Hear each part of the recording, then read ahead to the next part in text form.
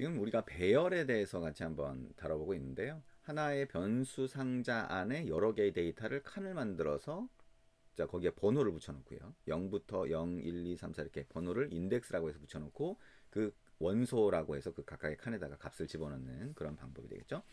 자, 그 배열이라고 하는 거를 우리가 다루고 있고 그 안에 원소들을 하나씩 뿌려볼 때 for each 또는 for each indexed라고 하는 걸 사용할 수 있다까지 같이 해봤습니다. 그리고 for문을 사용할 수 있어요. 우리가 예전에 for라고 하고 기존의 자바를 사용하다 보면 for문 안에다가 만약에 인티저 i 이퀄 자 가상 데이터를 입력하고 있는 겁니다. 자 i가 만약에 자 여기 하면 digits라고 하면 digits의 뭐 length보다 작을 때까지 i 플러스 플러스 이렇게 쓰는 경우가 있는데 이건 C나 자바에서 C 스타일 포문이라고 합니다. C 예전부터 많이 사용하던 방식이에요. 근데 이게 성능이 좀 떨어지는 문제가 있어요. 그래서 지금은 이거를 그렇게 권장하지 않습니다.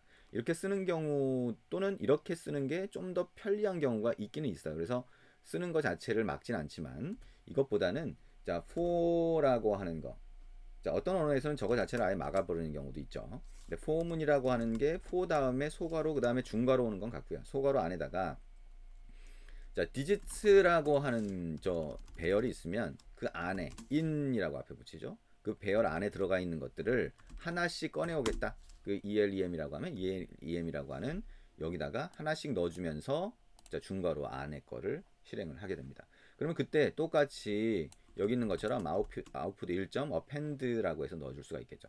인덱스 값은 모르겠지만 그냥 이거를 출력을 해보자 라고 하게 되면 여기에 ELEM이라고 하는 거를 이렇게 넣어서 출력할 수가 있습니다.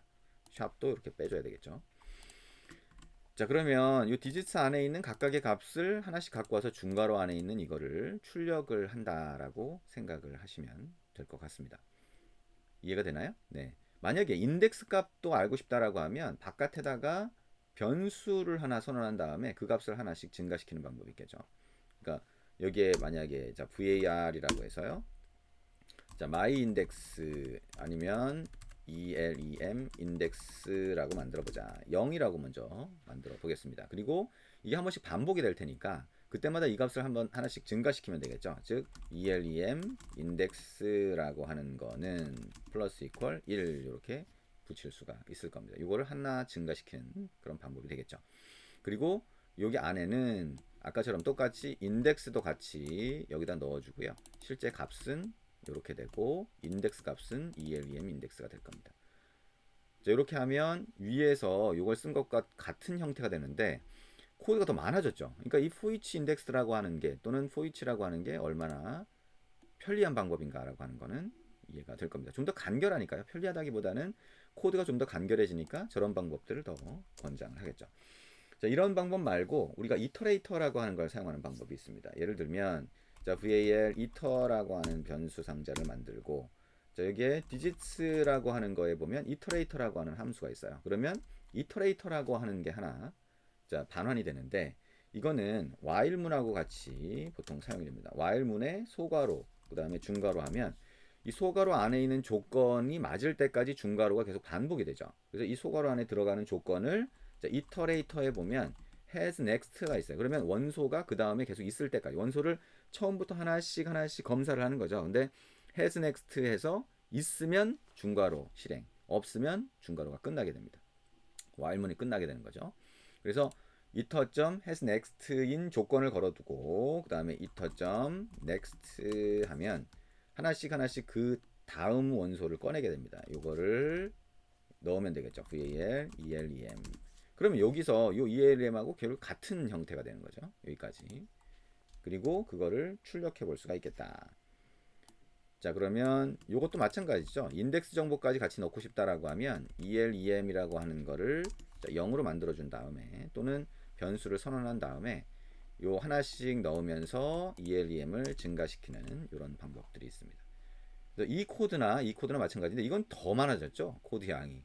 그죠? 근데 이터레이터를 사용하는 게 좀 좋은 경우가 있습니다. 이거는 이터레이터가 이런 코드 패턴을 사용을 하기 때문에 이터레이터를 통해서 이런 코드를 딱 보면 다른 개발자가 이 코드를 파악하기가 좀 더 쉬운 경우도 있습니다. 그래서 이터레이터가 가지는 장점도 있다. 근데 배열 안에 들어있는 각각의 원소를 하나씩 다 살펴보는 방법이 이렇게 여러 가지가 있다라고 하는 거 생각을 하시면 됩니다.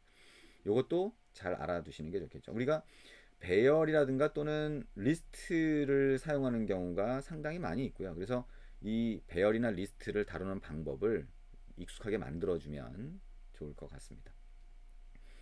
그러면 이제 배열 안에 들어있는 그 원소를 다루는 좀 더 다른 방법, 다른 필요에 의해서 쓰는 방법들 하나씩 볼 텐데요.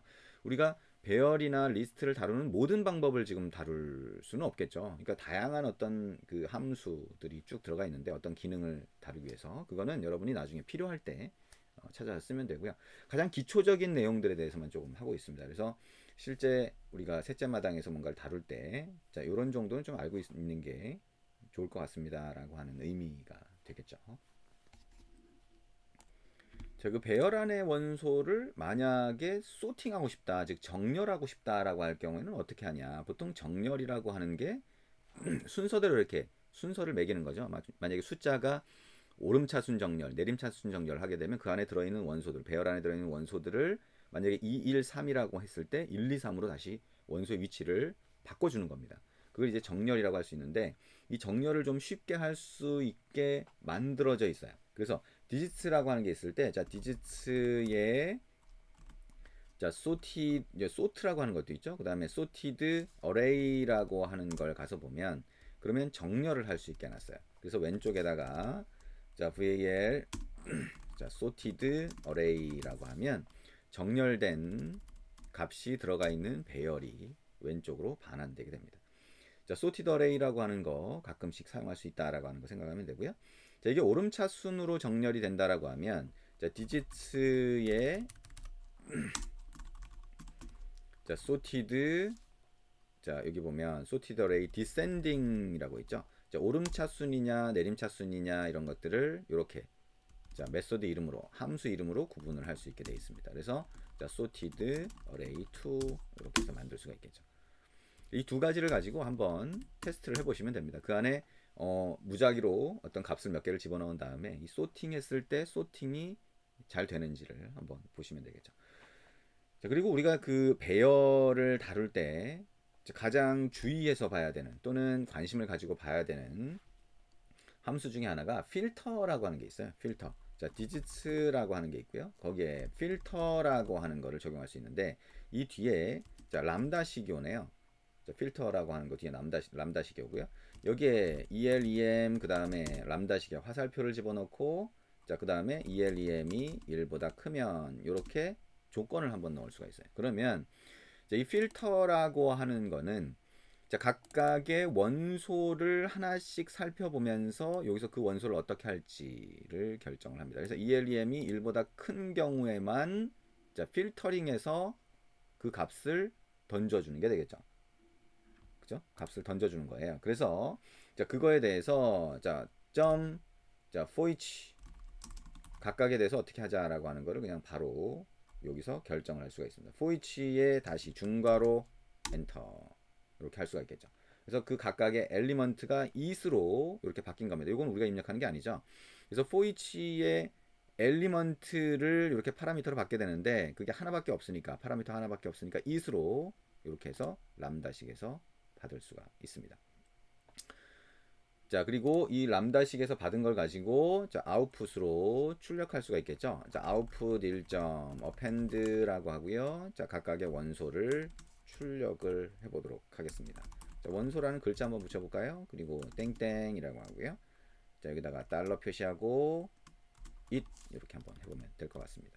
자, it이 자, 여기 중괄호 없애는 게 더 좋다고 하죠. 뭐 없애도 되고 그냥 놔둬도 상관없습니다. 자, 이렇게 하면 원소 각각을 보여주는데 그게 필터링된 원소를 보여준다라고 생각을 하시면 됩니다.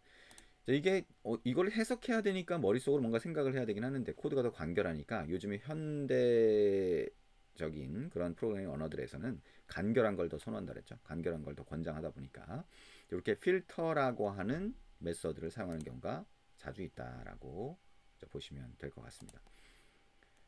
자, 이게 배열 테스트라고 해서 가보면 2하고 4가 있겠죠. 여기 보면 1, 2, 4가 있는데 자, 1이 1보다 큰 것만 따로 필터링을 했으니까 2하고 4만 남아있게 된 겁니다. 그래서 2하고 4를 마지막에 여기서 보여주는 겁니다. 여기 있는 필터라고 하는 메서드를 사용하는 방법. 그래서 여기 뒤에 람다식을 이렇게 넣을 수 있다라고 하는 거 잘 기억해 주시면 좋을 것 같습니다. 이렇게 우리가 배열 다루는 방법에 대해서 같이 한번 봤습니다.